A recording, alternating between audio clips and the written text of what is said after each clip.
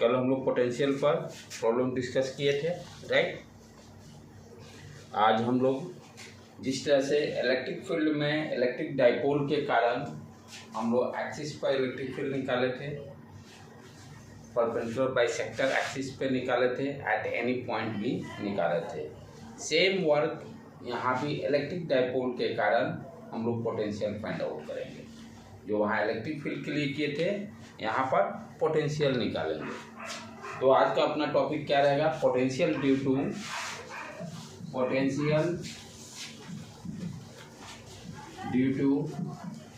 Electric dipole. Potential due to electric dipole. Potential due to electric dipole. पहला हम लोग निकालेंगे potential on the axis of dipole,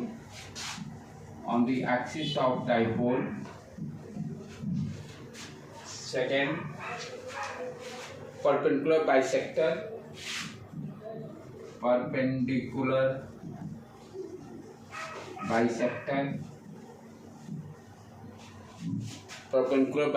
of dipole, और third at any point,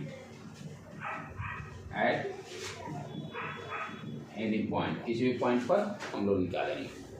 ठीक है, same चीज electric field भी कैलकुलेट किए थे, इलेक्ट्रिक डाइपोल के कारण एक्सिस पर निकाले थे, राइट। उसके बाद परपेंडिकुलर बाइसेक्टर पे भी निकाले थे, एट एनी पॉइंट पे भी निकाले थे। चालू कर हम लोग फर्स्ट वन से, on the axis of electric dipole. Dipole basically क्या है? दो equal opposite charges separated by some distance. Two equal opposite charges separated by some distance, उसी को हम लोग डाइपोल कहते हैं। एक वेक्टर क्वांटिटी है डाइपोल।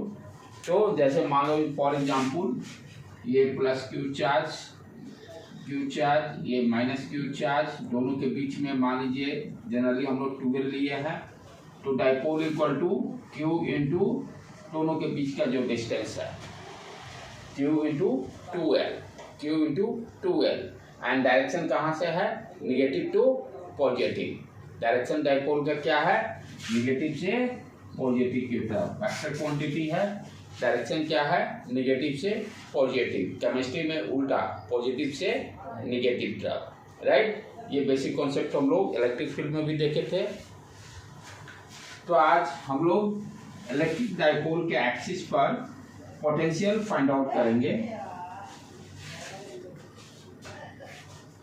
जैसे मान लो ये माइनस क्यू चार्ज ले लिए, एक प्लस क्यू चार्ज ले लिए, ठीक है। ये मान लेते हैं सेंटर, ये एल डिस्टेंस, ये भी एल डिस्टेंस, और यहाँ से एक्स इस पॉइंट पे, मान लो पी पॉइंट पर हम लोग पोटेंशियल फाइंड आउट करना जा रहे हैं, ठीक है। तो एक्स सेंटर से एक्स डिस्टेंस पर what is the potential at point P. Point charge के लिए पोटेंशियल हम लोग सारा बेसिक फंडा क्लियर कर लिए, K Q upon R. Potential positive होगा कि निगेटिव डिपेंड करेगा चार्ज पर। चार्ज पॉजिटिव होगा तो पोटेंशियल पॉजिटिव, चार्ज नेगेटिव होगा तो नेगेटिव, ठीक है। वेक्टर स्केलर क्वांटिटी है तो सिंपली एडिशन करना है, डायरेक्शन से कोई लेना देना नहीं है। तो ये मान लेते हैं पॉइंट चार्ज 1, इसको 1 मान लेते हैं, इसको चार्ज 2 मान लेते हैं। दोनों के कारण इस पॉइंट पर पोटेंशियल निकाल के सिंपली ऐड कर देंगे, राइट। तो पहले देखें Vp पर चार्ज 1 के कारण माइनस क्यू के कारण कितना पोटेंशियल होगा, तो उसको Vp1 लिख देते हैं। 1 मीन्स फर्स्ट चार्ज के कारण, that will be equal to K charge का साइन माइनस क्यू है तो माइनस क्यू दे दिए। डिस्टेंस देखिए हम लोग कितना हो जाएगा, x प्लस एल लिख दिए। दूसरे चार्ज के कारण Vp2, चार्ज पॉजिटिव है तो KQ।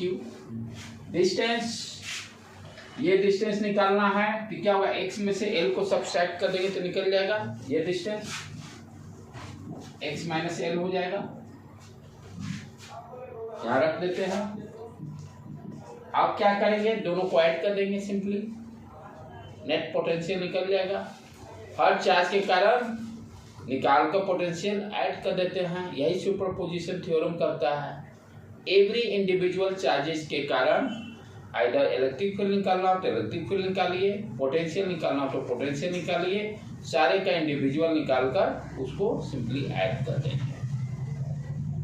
तो नेट पोटेंशियल कितना हो जाएगा, V net equal to Vp1 plus Vp2, Vp1 plus Vp2। Vp1 कितना है, minus K Q upon X plus L, और ये K Q upon X minus L. यहाँ पर के क्यू कॉमन है, निकाल लेते हैं बाहर। के क्यू कॉमन है, बाहर निकाल लिए। ये क्या हो गया, 1/x minus L minus 1/x plus L. अब इसको सिंप्लीफाई कर देते हैं।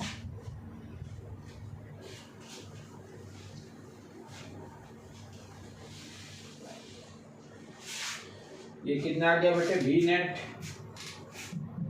इक्वल टू के क्यू, एलसीएम हो गया x minus L x plus L, यहाँ आ गया x प्लस एल, यहाँ पर माइनस एल प्लस एल, देख लेना बेटे कैलकुलेशन।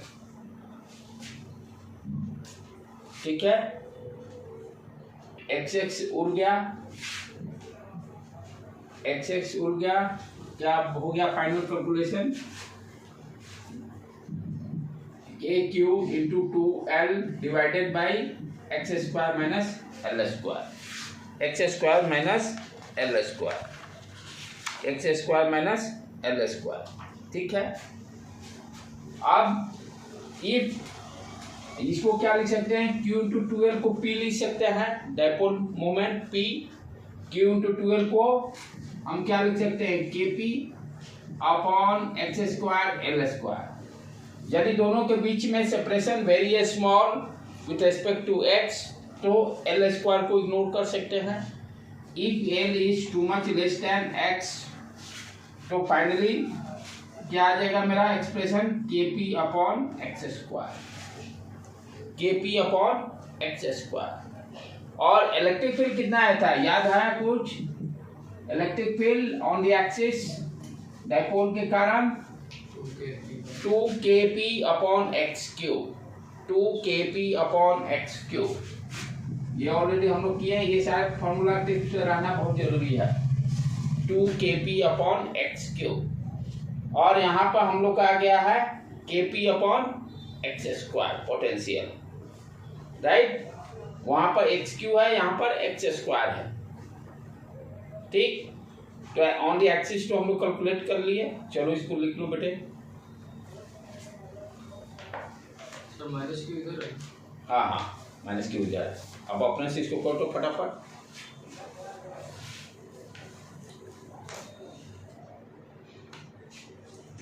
दोनों के कारण पोटेंशियल लिखो और दोनों को सिंपली ऐड कर देना।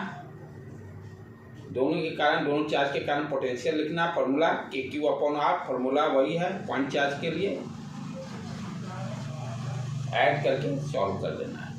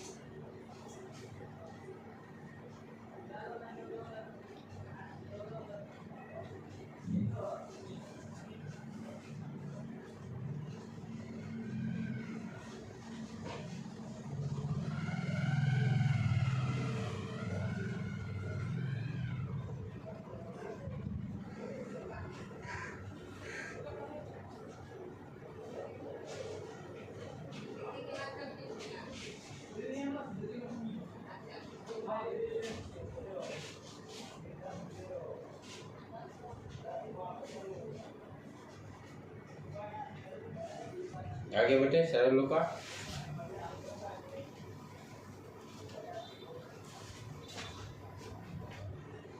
तो डाइपोल के कारण, इलेक्ट्रिक डाइपोल के कारण पोटेंशियल मेरा आ गया Kp upon X square. Electric dipole के कारण एक्सिस पर Kp upon X square, Kp upon X square.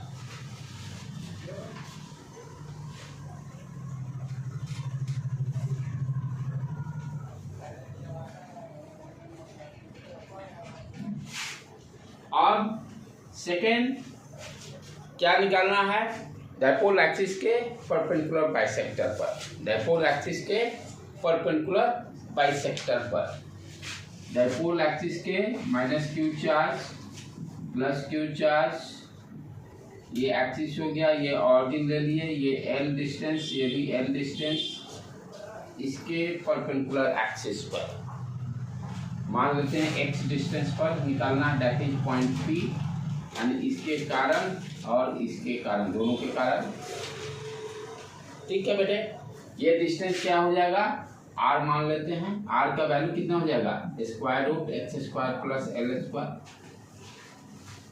Square root X square plus L square. Simply electric field से पोटेंशियल बहुत आसान है, क्योंकि यहाँ डायरेक्शन से कुछ देखना ही नहीं है, राइट।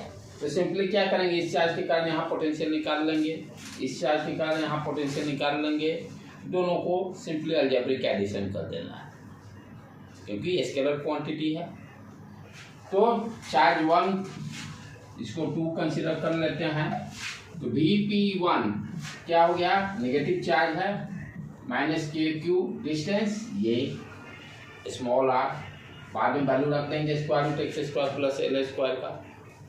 उसी तरह से चार्ज 2 के कारण Kp अपॉन आर, चार्ज 2 के कारण Kp upon R. Net potential दोनों को ऐड कर देंगे, net potential Vp equal to Vp1 plus Vp2, Vp1 minus KQ upon R, K ये देख रहे हैं दोनों बराबर, वैल्यू क्या दे दिया, 0। This concept is very very important कि इलेक्ट्रिक डाइपोल के कारण उसके परपेंडिकुलर बाइसेक्टर एक्सिस पर क्या आएगा पोटेंशियल, 0। क्या आ गया पोटेंशियल, 0।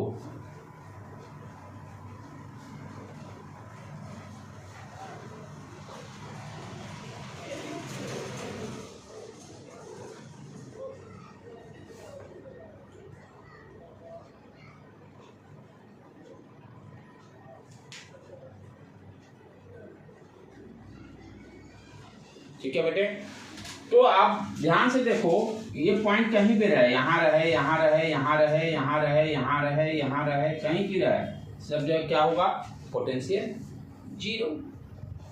तो वी कैन से दैट कि सभी जगह पोटेंशियल 0। मान लो इलेक्ट्रिक डाइपोल है, यहाँ पे एक प्लेन ऐसे ही इंसर्ट कर दें, परपेंडिकुलर बाइसेक्टर है, इस प्लेन पे क्या होगा, पूरे जगह पोटेंशियल 0, यही आ रहा है। यदि उसके डाइपोल एक्सिस के परपेंडिकुलर बाइसेक्टर एक्सिस पर प्लेन यदि इंसर्ट कर दें, यही है ना, यहाँ सब जगह 0 0 0 0 0 0, तो पूरे प्लेन में क्या होगा आपका, पूरे प्लेन में व्हाट यू कैन से कि इलेक्ट्रिक फील्ड पोटेंशियल क्या हो गया, सब जगह 0 for electric dipole. For electric dipole कोई भी प्लेन हम इंसर्ट कर देते हैं इलेक्ट्रिक डाइपोल के परपेंडिकुलर बाइसेक्टर एक्सिस पर, तो उस प्लेन की, this plane is called equipotential, क्योंकि सब जगह पोटेंशियल बराबर है। इस प्लेन को क्या बोलेंगे हम लोग, इक्विपोटेंशियल।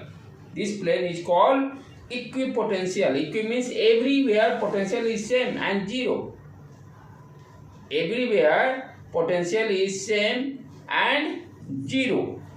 इसीलिए इस प्लेन को, जो इस प्लेन का नाम क्या है, equi. Equi means same, equipotential surface,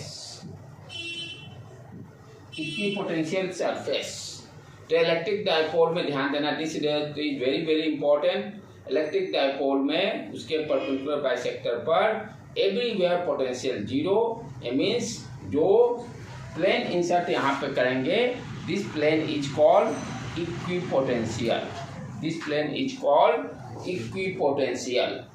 equi means everywhere potential is same, everywhere potential is same. जबकि इलेक्ट्रिक फील्ड कितना है था बेटे परपेंडिकुलर बाइसेक्टर का? इलेक्ट्रिक फील्ड ई परपेंडिकुलर कितना आया था? Kp upon X Q. Sign यहाँ पे अपोजिट था, ध्यान देने की बात है, यानी डाइपोल एक्सिस के डाइपोल मोमेंट के अपोजिट डायरेक्शन में इलेक्ट्रिक फील्ड का डायरेक्शन था। साइन अपोजिट था, साइन अपोजिट था, लेकिन पोटेंशियल क्या आ रहा है? जीरो आ रहा है। परपेंडिकुलर बाइसेक्टर पर पोटेंशियल जीरो आ रहा है।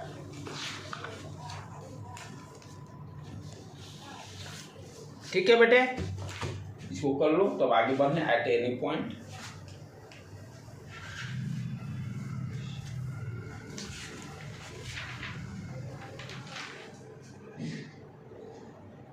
these results are very important for objective। आपसे दे देगा इलेक्ट्रिक डाइपोल है, इक्विपोटेंशियल सरफेस कहाँ पे एग्जिस्ट करेगा, किस केस में, तो आप बताओगे परपेंडिकुलर बाइसेक्टर पर इक्विपोटेंशियल सरफेस इलेक्ट्रिक डाइपोल में एग्जिस्ट करता है, इलेक्ट्रिक डाइपोल में एग्जिस्ट करता है। ठीक है, मिटाऊँ मैं। अब एट एनी पॉइंट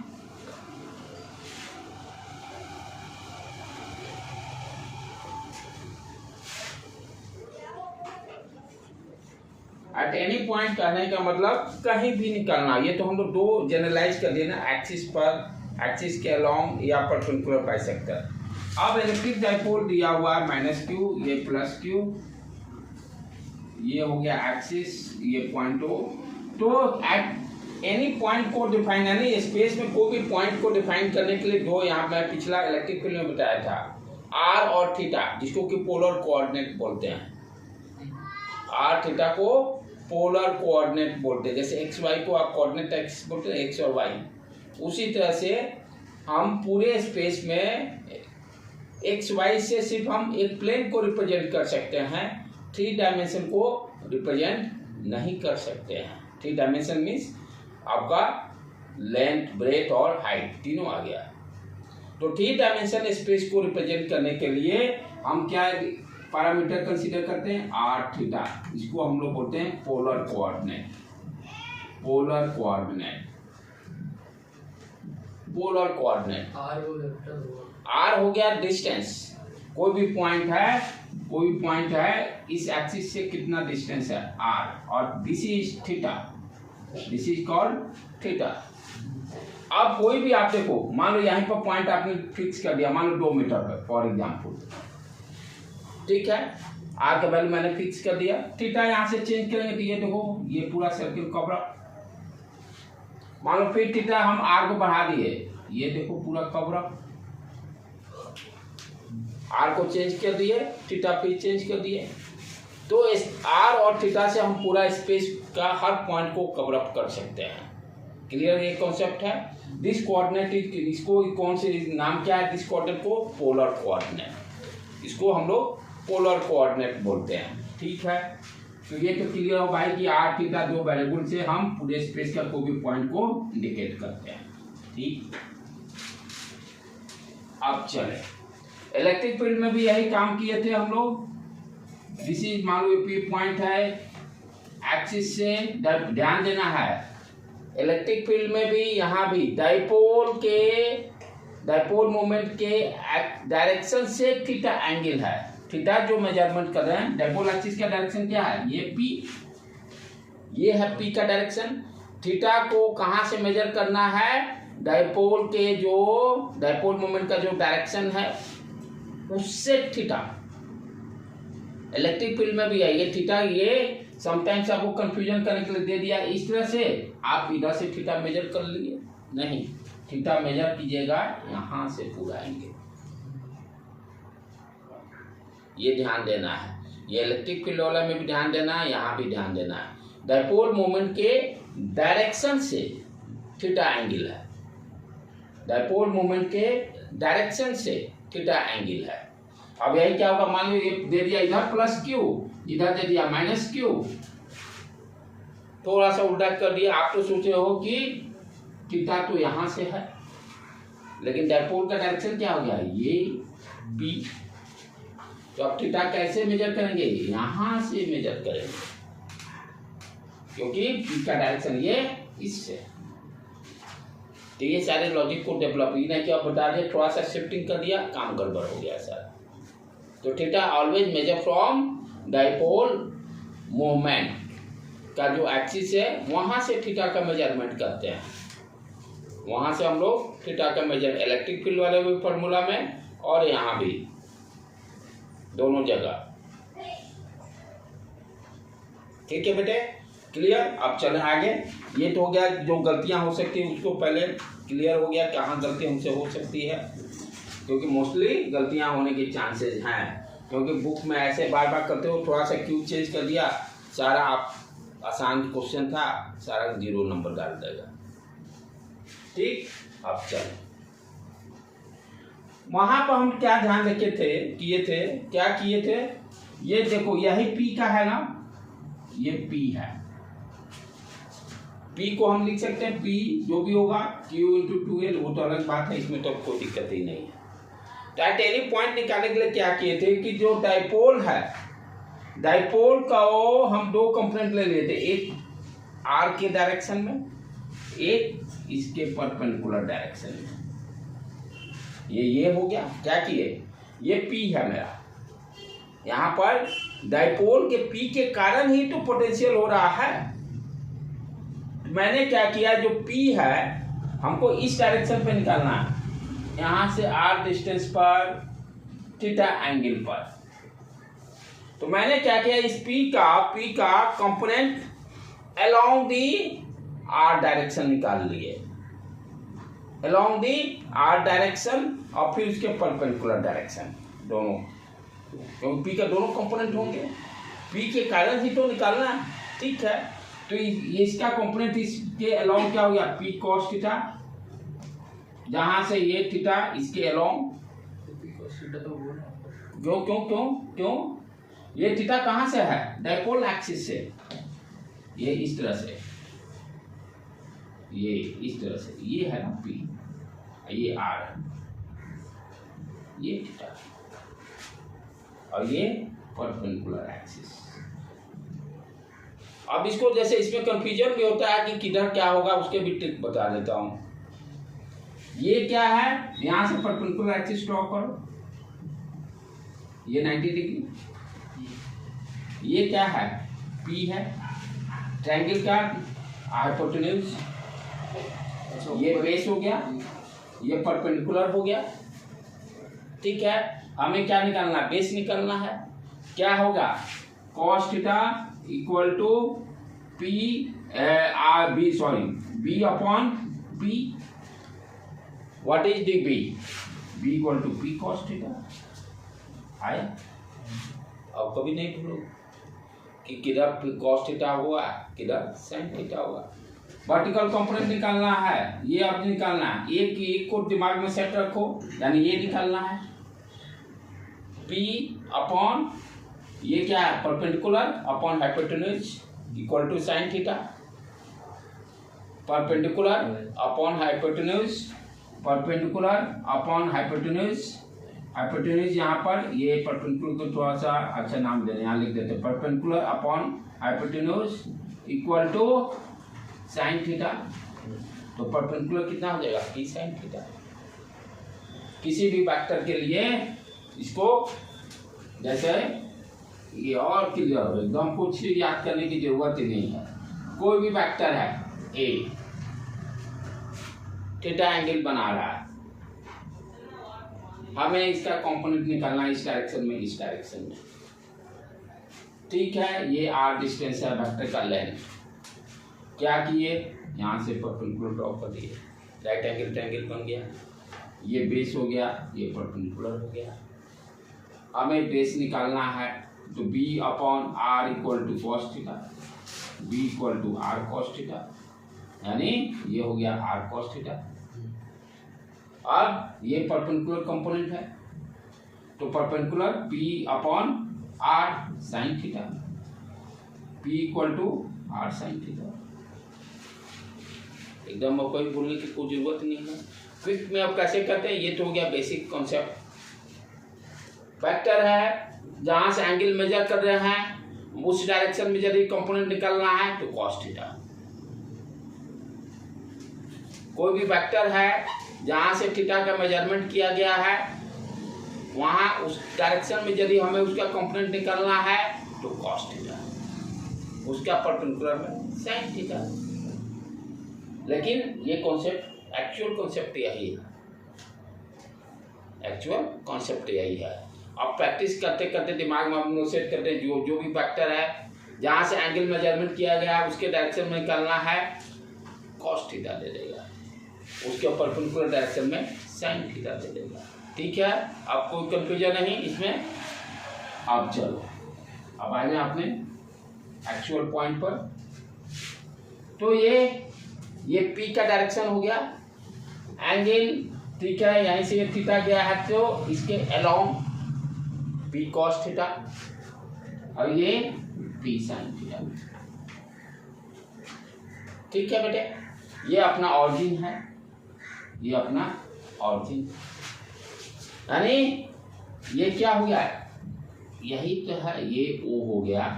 और डायपोल मोमेंट अब क्या हो गया, P cos थीटा, P नहीं रहा, क्या रहा, P cos theta, P cos theta.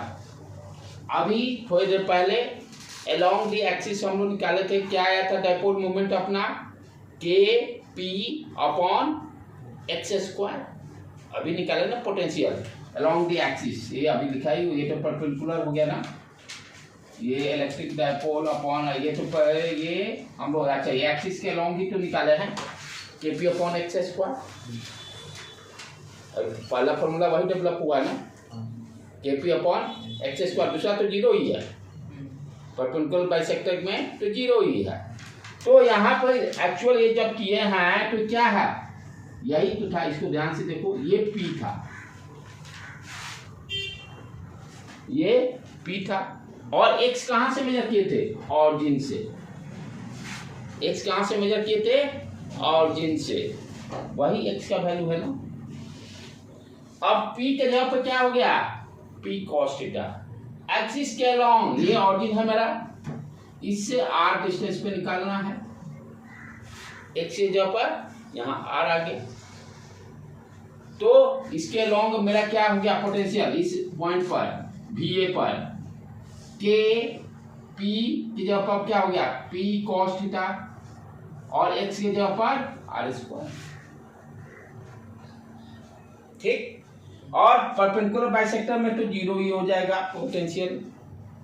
अभी सेकंड वही कैलकुलेट किए, यानी P sin थीटा के कारण, P sin थीटा के कारण जीरो, तो नेट डायपोल, नेट आपका पोटेंशियल क्या हो गया, दोनों को ऐड करेंगे VA प्लस जीरो, यही दे देगा। तो V नेट के P cos theta upon R square. अब इसको देखो, इससे हम वो दोनों फॉर्मूला, ये एनी पॉइंट निकला ना, थीटा इक्वल टू जीरो कर देंगे, थीटा जीरो करेंगे तो एक्सिस के अलोंग दे देगा, cos जीरो 1 के पी अपॉन R स्क्वायर, आ गया फॉर्मूला। परपेंडिकुलर बाइसेक्टर पे जीरो आया, थीटा को 90 करो, थीटा 90, ये अब ये हो गया, ये 90 दे दिया, cos 90 zero, formula justify, formula justify हो गया। तो नेट या नेट में तो डायरेक्टली फॉर्मूले पे ही क्वेश्चन आएगा, 4 नंबर खटाक देना। सिर्फ ध्यान देना है, मेंस में क्या ध्यान देना, मेंस के बच्चों के लिए, जेई के लिए, ये थीटा को ध्यान देना है। थीटा हमेशा डायपोल मोमेंट के डायरेक्शन से मेजर किया गया है। अब यही दे देगा, इस तरह से आपको दे दिया,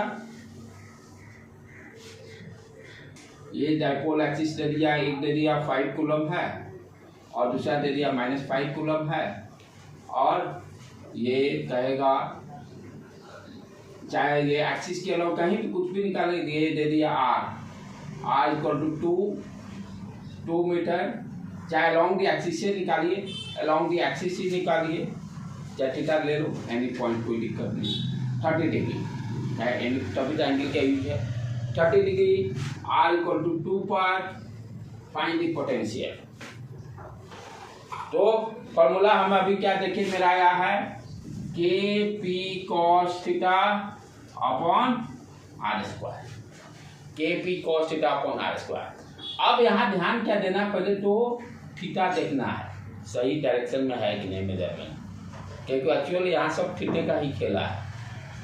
पी का पहले डायरेक्शन देखेंगे, पी क्या है, माइनस क्यू से ये है पी का डायरेक्शन, यानी पी का डायरेक्शन ये है, और थीटा का मेजरमेंट कहाँ से करना है, पी से करना है। तो ये क्या होगा, यानी ये एंगल हमको फॉर्मूला में पुट करना है। ये हो गया मेंस टाइप के क्वेश्चन। क्वेश्चन तो आसान ही है, लेकिन बच्चे कटाएगा 30 डाल के ऐसे निकाल के मार देंगे, लेकिन 0 नंबर डालेगा। ये क्या होगा, 180 में से 30 घटाया 150 वाला डालना पड़ेगा। राइट बेटे, ये यही एक गलती होने की चांसेज है यहाँ पर। सेम चीज इलेक्ट्रिक फील्ड वाला में भी ध्यान देना है, इलेक्ट्रिक फील्ड वाला में भी सेम चीज ध्यान देना है। ठीक है, तो यहाँ से एक क्वेश्चन 100% रहेंगे। इलेक्ट्रिक डायपोल के कारण इलेक्ट्रिक फील्ड का जो फॉर्मूला पर है, पोटेंशियल का फॉर्मूला पर है, एक क्वेश्चन कोई नहीं रोक सकता है कॉम्पिटिटिव एग्जाम में। 110% नीट हो या जेई हो, दोनों में से एक क्वेश्चन से डालेगा। अभी आपका जो सीरीज चालू होगा टेस्ट सीरीज, उसमें भी देखिएगा क्वेश्चन से डायरेक्ट फॉर्मूला पर रहेगा। फिर वहीं पर इलेक्ट्रिक डायपोल के कारण हम लोग टॉर्क भी कैलकुलेट किए थे, उस पर भी रहेगा, एनर्जी भी कैलकुलेट किए थे। यानी एनसीईआरटी का चप्पे चप्पे लाइन पढ़ जाना है, एक लाइन नहीं छोड़ा। और एक बार पढ़ने से काम नहीं चलेगा, 3-4 बार एनसीईआरटी रीडिंग चाहिए। कंपटीशन में आपका एनसीईआरटी ही मेन बुक है, वही ग्रंथ है आपका। और सक्सेस होने के लिए सिर्फ सोचिए कि एक बार पढ़ लेंगे तो काम नहीं, उसको जितना बार आप रिवाइज कीजिएगा उतने बार नया नया चीज आएगा। आपको हर बार लगेगा कुछ मेरा छुटिए रहा जब पढ़िएगा। तो हम लोग भी उसी तरह करते थे। और सक्सेस होने के लिए आप अपने खुद आपको अंडरस्टैंडिंग अंदर से आ जाए कि अब मेरा सक्सेस हो जाएगा। कब होगा, जब हर पेज पर आपको पता है इस पेज पे ये चीज है, इस पेज पर ये टेबल है, इस पेज पे इलेक्ट्रिक डायपोल है, इस पेज पे पोटेंशियल है, इस पेज पे मैग्नेटिक फील्ड का है। वो कब आएगा, जब कम से कम 4-5 बार एनसीईआरटी रीडिंग जाएगी बढ़िया से, तभी सिलेक्शन होना है, तभी सिलेक्शन होगा। फिजिक्स हो या केमिस्ट्री हो, दोनों के लिए यही खेल है। इसलिए जितना आप उसको रीड कर सकते हो करो, कोई नहीं रोक सकता है एग्जाम में आपका सक्सेस के लिए। और कोई वो बड़ा काम नहीं है, क्योंकि हम टोटली एनसीईआरटी फॉलो अप कर रहे हैं। इतना तो मैं समझा दिया, अब जाके उसको आपको मेहनत करना है, उसके हर लाइन को पढ़ना है, स्टिक करके मार्क करके। आज तो नोट पैड आ गया, इंपॉर्टेंट पॉइंट वहाँ चिपका है, सारी चीज़ अब तो सुविधाएं बहुत अच्छी हो गई हैं। सिर्फ अब मेहनत का आपको काम करना है। यहाँ पर आज यहीं पर रखते हैं इसको।